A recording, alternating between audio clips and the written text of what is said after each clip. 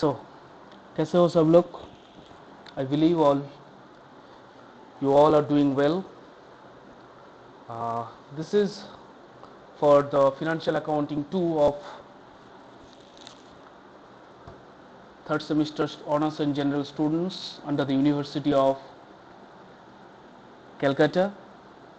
We are going to have a short discussion on branch accounting. So when we are going to discuss about branch, we need to know what is a branch. Basically, a branch is a division or an extension of a business. When a business wants to extend its area of operation over different places in different countries or different states of a country, it opens branches in those places. So it may be within the country, or it may be outside the country or outside the national boundary. So actually branch क्यों खोलते हैं? तो फिर business extend करने के लिए, नहीं तो सेपरेट डिवीजन खोलने के लिए ब्रांच खोलते हैं, ताकि दूसरा कोई जगह पे अपना कोई बिजनेस एक्सटेंड कर सके. ब्रांच दो तरह की हो सकता है. It may be an inland branch that is within the द कंट्री, और it may be a foreign branch that the branch office is situated outside the country. Now, do you think that branch accounting is required? Yes. Why? Because branch it's a separate profit center, and to ascertain the profit or loss of that branch for an accounting period, and to know the financial position of that branch, it is necessary to create a branch account to know all the details associated with the branch. And it is important for the head office to know about the activities of the branch, whether that branch have any profitability or not. If we see, in case of branch accounting, we basically have two types of accountings. Number one is the debtors ledger, or it is known as synthetic method. Another is the stock ledger, or it is known as analytical method. Now you see, a branch may be a dependent branch or a independent branch. Dependent branch के लिए क्या होता है? Dependent branch के लिए head office जो है वही branch अकाउंटिंग करते हैं. इसमें डिपेंडेंट ब्रांच का जो ब्रांच है, ब्रांच का कोई उतना ज़्यादा अकाउंटिंग का काम नहीं होता है. हेड ऑफिस जो है वही सब कुछ मेंटेन करता है. Now the branch, in case of dependent branch, we see the head office sends all the goods to the branch that the branch is going to sell. Head office sends all the expenditures for the branch, like all the money for having an expenditure, like for rent, salary, office expenses, etc. The branch only do their business. Entire things is done by the head office. Now the head office, when it is sending the goods to the branch, they may send the goods at cost price or at maybe at inflated price. So when we are going to do the branch accounting under synthetic method or the debtors ledger, and if the price or goods are sent at cost price, we will have a branch accounting like this. So it is a branch account for a dependent branch. That's why the head office is keeping the accounts. You see that in the books of head office is keeping the accounts, maintaining the accounts. It's a branch account.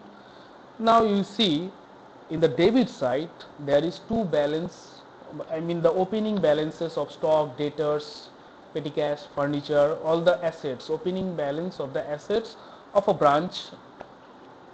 Again, Then we have, you see, two goods sent to branch account. What is this? Whatever the head office is sending to the branch, we write it here. जो goods head office branch को भेजते हैं cell करने के लिए, वही हम यहाँ पे लिखते हैं to goods sent to branch account. Then again, to bank account, you see, to bank account for branch expenses, petty cash expenses, or it may be for office expenses, salaries, rent. यहाँ पे क्या होता है, head office branch को पैसा भेज देता है, ब्रांच का जो सब एक्सपेंसेस होता है सब बियर करने के लिए. Now in the credit side, if we see, there will be opening balance if there is there will be by balance BD if there is any opening liabilities like outstanding rent or outstanding office expenses, anything. So then branch जो होता है, branch जो sell करता है, if that is in cash sales, only that comes here. So by bank account only the cash sales amount. Credit sale का यहाँ पे कोई एंट्री नहीं होता है. फिर क्या है, by bank account cash received from debtors, मतलब जो क्रेडिट सेल किया, अभी डेटर्स लोग जो रिटर्न कर रहे हैं मनी, जो मनी दे रहा है, पैसा दे रहा है, वो cash receipt. So that amount will come under bank account. Then again by goods send to branch account. You see, by goods send to branch account, ये क्या है, branch return. Whatever the good head office sent to the branch, if that anyhow excess in the branch, then the branch return it to the head office. That amount comes here by goods sent to branch. This is the branch return.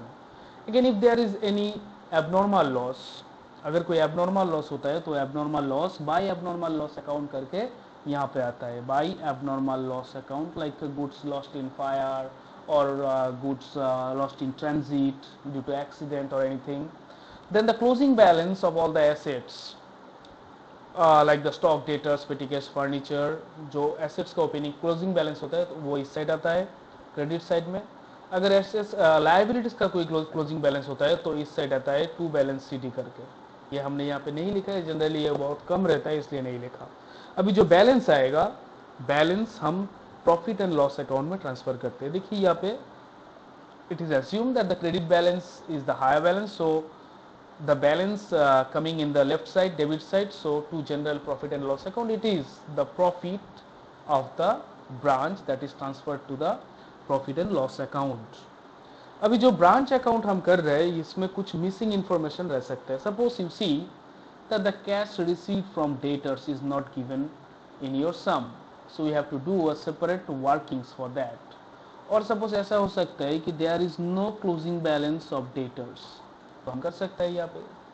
ऐसा भी हो सकता है कि PT cash का जो closing balance है वो दिया नहीं हुआ है, तो वो for this purposes we may have to open some few more accounts in the working section. So these are known as actually memorandum accounts. So we have the next slide, you see additional accounts to find any missing information. So we may have to open a branch debtors account, that is memorandum branch debtors account. अच्छा, इसमें हम बोल देते हैं कि जो head office के लिए ब्रांच अकाउंट जो हो रहा है, ब्रांच अकाउंट में क्रेडिट सेल नहीं आता है. देखिए कैश सेल्स आया, क्रेडिट सेल नहीं है. फिर if there is any sales return that customer is returning to the branch, वो नहीं आता है. If there is any discount or bad debt, this amount do not come in branch account. So we are going to the working section. You see workings में क्या क्या कर सकते हैं हम. memorandum branch debtors account, opening balance, जो debtors को opening balance debit side में आएगा. डेटर्स का जो क्लोजिंग बैलेंस है वो क्लोजिंग साइड में क्रेडिट साइड में आएगा. फिर you see if there is any credit sale, जो फिलहाल ब्रांच अकाउंट में नहीं आया लेकिन क्रेडिट सेल की जर्नल क्या होता है, debtors account debit to sales account. So debtors account debit to sales account, credit sales यहाँ पे आ गया. अभी देखो कि bank by bank account collection from debtors, whatever money the branch is receiving from the customers that comes here bank account. क्योंकि customer से जो रिसीव करते हैं जर्नल क्या होते हैं, बैंक और cash account debit to the customers और debtors account. So debtors account में हम करते हैं by bank account. Now if there is bad debts और डिस्काउंट अलाउड और सेल्स रिटर्न, ये सब हम क्रेडिट साइड में करते हैं. क्योंकि बैड डेट के लिए bad debt account debit to debtors account, discount के लिए discount allowed to debtors account, sales return और रिटर्न इनवर्ड के लिए sales return account debit to branch debtors account, तो ये सब ब्रांच डेटर्स में क्रेडिट साइड में आते हैं। यहाँ पे बैलेंस करते हैं। देखिए आप वहाँ पे जो बोला था हमने कि ब्रांच अकाउंट में suppose this bank account that the collection from debtors is not given, like you see in the previous side the cash received from debtors, अगर ये मिसिंग रहा तो we can find this amount by preparing और by opening a memorandum branch debtors account. Next हम आते हैं memorandum petty cash account. पेटी cash क्या होता है? पेटी कैश होता है कि स्मॉल अमाउंट होता है जो हेड ऑफिस ब्रांच को भेजता है कि छोटा छोटा कोई कुछ अगर एक्सपेंसेस बियर करना है तो वो उन पर्पस, जैसे कि थोड़ा रिक्शा फेयर देना है, सपोज पेन खरीदना है, नोटबुक खरीदना है, तो इस पर्पस क्या होता है, एक लाइट खराब हो गया, लाइट लगाना है, for this purposes they need money, and इसके लिए बार बार हेड ऑफिस को बोल नहीं सकते, इसलिए हेड ऑफिस क्या करता है, ब्रांच को एक साथ थोड़ा पैसा भेज देता है कि तुम ये सब जो छोटा छोटा एक्सपेंसेस है वो तुम उस पैसे से खर्च कर लो। तो this is the memorandum petty cash account. You see petty cash का ओपनिंग बैलेंस यहाँ पे आता है, डेबिट साइड में to balance BD, closing balance by balance CD करके यहाँ पे आता है। नाउ यू सी, देखो इस शाम में हमने जो किया टू बैंक अकाउंट, मतलब हेड ऑफिस ब्रांच को जो भेज रहा है यहाँ पे पेटी कैश एक्सपेंसेस के लिए भी भेजा है, that is the head office is sending something to the some petty cash to the branch account ना, टू द ब्रांच। सो वही यहाँ पे क्या होता है, पेटी कैश में आता है to bank account, this amount is send by head office. Petty cash के लिए जो पैसा हेड ऑफिस ब्रांच को भेजता है वही यहाँ पे आता है। और जो पेटी एक्सपेंसेस जो होता है, actual expenses, that is the petty cash petty expenses account debit to petty cash account. So वो एक्चुअल एक्सपेंसेस यहाँ पे होता है, ब्रांच जो एक्सपेंसेस करता है एक्चुअली पेटी एक्सपेंसेस वो क्रेडिट साइड में आता है। So if there is any missing information we can find it from the memorandum petty cash account, like closing balance नहीं रहा, नहीं तो एक्चुअल हेड ऑफिस ब्रांच को कितना पैसा भेजा है, दिस इंफॉर्मेशन इज मिसिंग, तो हम इस अकाउंट से ये खोल सकता है। नेक्स्ट देखो क्या है, नेक्स्ट और एक अकाउंट जो हम थोड़ा जा रहे हैं अभी, ये दो अकाउंट से हम लगभग हर एक some under debtors method branch account का कर सकता है। ये क्या है, the branch you see goods are sent at cost price.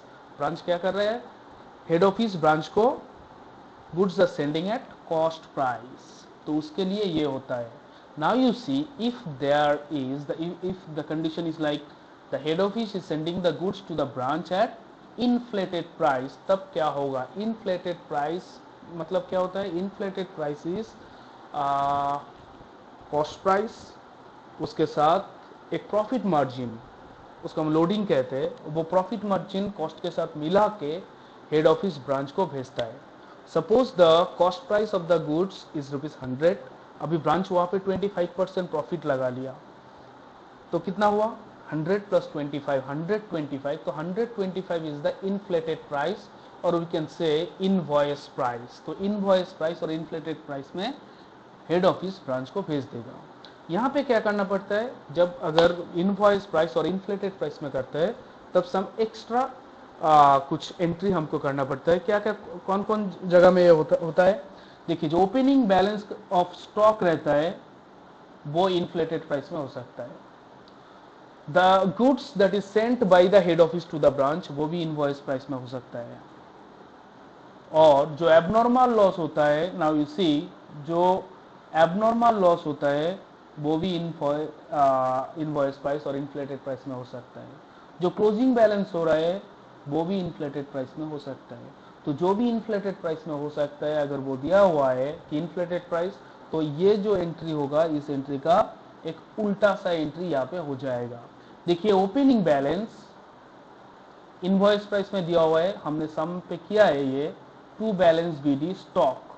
So opening stock का जो बैलेंस दिया हुआ है इसमें जो लोडिंग पोर्शन रहेगा और the profit margin is added, जो एक्स्ट्रा मार्जिन ऐड रहेगा वो हम इस साइड में by stock reserve opening balance का जो लोडिंग है इस साइड लिखेंगे। सपोज ओपनिंग बैलेंस 125 जिसमें 25 रुपये लोडेड है, so that 25 rupees will come under this account as ₹25. This is the loading. Again, 2 goods sent to branch. This is also in invoice price. Suppose goods sent to branch किया है 50,000 rupees. So उसमें भी 25% profit रहा. तो 50,000 में 25% अगर profit रहेगा तो मतलब कितना हुआ? ये इनवॉइस प्राइस है. तो goods sent to branch, you see कि goods sent to branch, you see suppose invoice price, इसका कॉस्ट प्राइस सपोज 50,000, उसमें 25% प्रॉफिट, तो 12,500 more. So 62,500 will come under this account. So cost plus profit margin. अभी जो extra amount यहाँ पे add हुआ, जो लोडेड अमाउंट और द प्रॉफिट मार्जिन, वो इस साइड में आ जाएगा. By goods sent to branch account, same entry बस उल्टा कर दो, जितना एक्स्ट्रा ऐड किया वो डिडक्ट कर दो. यहाँ पे 12,500, 12,500 rupees. Again to you see head office भेजा ब्रांच को, उसके लिए इस साइड हम एंट्री करते हैं. ऐसा भी हो सकता है कि ब्रांच हेड ऑफिस को रिटर्न भेज रहा है, some goods return by branch to the head office. तब क्या करते हैं हम, इस साइड पे करते हैं, you see that by goods sent to branch, the balance branch return. So ये जो होता है ब्रांच रिटर्न का, इसमें भी इनवॉइस प्राइस होगा, तो cost plus loaded amount. So that loaded amount will come under the debit side. To goods sent to branch load on the return. Abnormal loss invoice price में अगर होगा तो abnormal loss का जो load amount है उस side में आएगा 2, डेबिट साइड में आ जाएगा 2 abnormal loss account. Again closing balance जो रहेगा, closing stock balance invoice price में रहेगा. तो इनवॉइस प्राइस में जितना अमाउंट लोडेड होगा, सपोज 200 रुपीज इनवॉइस प्राइस है, उसमें 50 रुपीज लोड है. So that loaded amount to stock reserve account यहाँ पे आ जाएगा ₹50. आफ्टर दैट वील गेट, तो ये थोड़ा एक्स्ट्रा कुछ इंफॉर्मेशन और कुछ एक्स्ट्रा एंट्रीज अगर इनवॉइस प्राइस में होगा तो इस नॉर्मल ब्रांच अकाउंट के साथ जोड़ जाएगा. जैसे कि स्टॉक अकाउंट, यहाँ पे टू बैलेंस बीडी स्टॉक है, तो इस साइड बाई स्टॉक रिजर्व करके आएगा. जैसे कि यहाँ पे to goods sent to branch account है, तो इसका जो लोडेड अमाउंट है इस साइड में आएगा by goods sent to branch account करके क्रेडिट साइड में. जैसे कि यहाँ पे एबनॉर्मल लॉस है, तो एबनॉर्मल लॉस में जितना सारा लोडेड अमाउंट रहेगा वो लोडेड अमाउंट इस साइड में आएगा टू एबनॉर्मल लॉस अकाउंट करके. अगेन स्टॉक में जो है स्टॉक क्लोजिंग स्टॉक बैलेंस, उसमें जितना वो इनवॉइस प्राइस में इस साइड, इसमें जितना लोडिंग अमाउंट रहेगा वो डेबिट साइड में आ जाएगा टू स्टॉक रिजर्व अकाउंट करके loading on the invoice price. So hope this will help you for better understanding. इसके साथ तुम्हें बुक भी थोड़ा देखना है, फॉलो द टेक्स्ट बुक्स. तो I will come with more videos in branch accounts. Thank you.